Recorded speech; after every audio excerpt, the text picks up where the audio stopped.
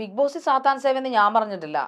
വീഡിയോയിലൊരു എന്റെ ചാനലിലെ കാര്യമല്ലേ പറയുന്നത്. അതിന്റെ തമ്പനയിൽ അങ്ങനെ കൊടുത്തിരിക്കുന്നത് കൊണ്ടുവന്ന ഞങ്ങളുടെ ചാനലിൽ ഒരു ഇന്റർവ്യൂ വരുമ്പോൾ അതിന്റെ ലോഗോയെ നന്നായിട്ട് എനിക്ക് പഠിക്കണമായിരുന്നു. ആ ലോഗോ തന്നെ ഒരുപാട് ഞാൻ പഠിച്ചിട്ടാണ് ലോഗോ ചെയ്യിപ്പിച്ചത്.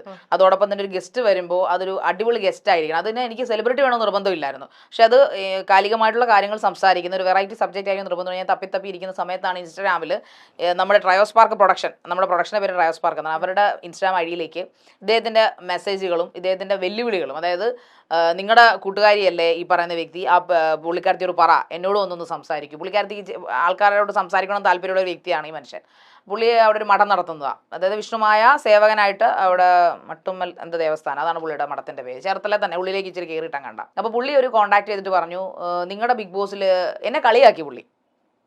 അതായത് അവര് വലിയ ഇന്റർവ്യൂർ ആയിട്ട് പോയതല്ല. ഇപ്പം താൻ ചോദിച്ച പോലെ 21-ാം ദിവസം അവിടുന്ന് പോയില്ലേ, കുഞ്ചിയും മുടക്കി പോകുന്നില്ലേ, അത് അവിടുത്തെ അവരൊരു ദൈവഭക്തിയായ സ്ത്രീയാണ്. പക്ഷെ അവിടെയുള്ള സാത്താന്മാര് അവരുടെ ഓജസ്സും തേജസ്സും, എന്നിട്ട് സണ്ണിക്കുട്ടി പറയുന്നല്ലോ, ഓജസ്സും തേജസ്സും വലിച്ചെടുത്ത് അവരെ ചണ്ടിയാക്കി പുറത്തിറങ്ങുന്നു പറഞ്ഞപ്പോൾ എനിക്ക് ദേഷ്യമായി.